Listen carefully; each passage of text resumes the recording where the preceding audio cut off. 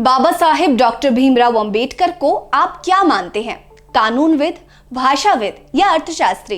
वो ऑलराउंडर थे। हर क्षेत्र में उनकी पकड़ कमाल की थी। ज्ञान के अथाह सागर थे हमारे बाबा साहेब। दलितों के उत्थान की राह पर वो इतने आगे निकल गए थे कि उनसे जुड़े कई तथ्य हैं। उनकी काबिलियत और उनसे जुड़ी तमाम चीजों पर एक पर्दा सा लग गया, या यूं कहें कि उनसे जुड़ी तमाम चीजें आंखों से ओझल हो गईं। नमस्कार, मैं हूं आपके साथ रीटा और आप देख रहे हैं भीमसेना। आज की वीडियो में मैं आपको बाबा साहेब के उस रूप के बारे में बताऊंगी जिस पर ज्यादा चर्चा नहीं होती। उससे पहले अगर आपने अभी तक हमारे चैनल को सब्सक्राइब नहीं किया है तो जल्दी से कर लीजिए। वीडियो पसंद आएगी तो लाइक कर लीजिएगा और कमेंट सेक्शन में बाबा साहेब को लेकर आपकी क्या राय है ये बताना मत भूलिएगा। अर्थशास्त्र के क्षेत्र में नोबेल पुरस्कार जीतने वाले मशहूर अर्थशास्त्री अमर्त्य सेन ने कहा था कि डॉक्टर अंबेडकर अर्थशास्त्र में मेरे जनक हैं। वे दलितों के सच्चे और जाने माने महानायक थे। उन्हें जो भी मान सम्मान मिला उससे कहीं ज्यादा कि वो अधिकारी थे। अर्थशास्त्र के क्षेत्र में उनका योगदान बेहद शानदार है। उसके लिए उन्हें हमेशा याद रखा जाएगा। जी हाँ, कानूनविद और तमाम विषयों के ज्ञाता होने के अलावा बाबा साहेब एक बहुत बड़े अर्थशास्त्री भी थे।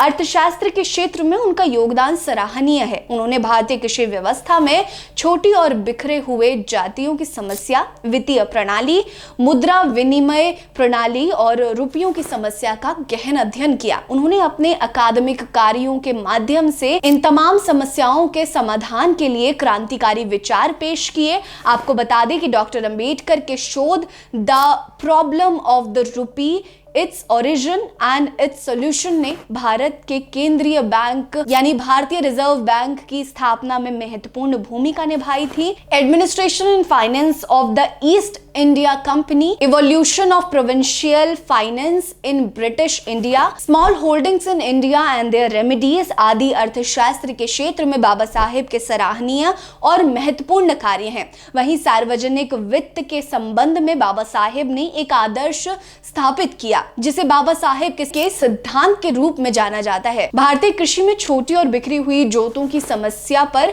विचार करते हुए बाबा साहेब ने small holdings in India and their remedies नामक शोध लिखा। इसमें उन्होंने भारतीय कृषि से जुड़ी समस्याओं से निपटने के लिए जमीनी और व्यवहारिक समाधान सामने रखे। उन्होंने उत्पादन के अन्य कारकों पर ध्यान दिलाते हुए भूमि, श्रम, पूंजी और बचत के बीच के असंतुलन की बात की। वो शुरुआती अर्थशास्त्रियों में से एक थे जिन्होंने छिपी बेरोजगारी की तरह सभी का ध्यान आकर्षित किया था। आपको बता दें कि बाबा साहेब द्वारा सुझाई गई आर्थिक नीतियों और सुधारों में समाजवाद और औद्योगिकरण का मिश्रण है। वो राज्य के समाजवादी प्रकृति के सहारे औद्योगिकरण की प्राप्ति के समर्थक थे।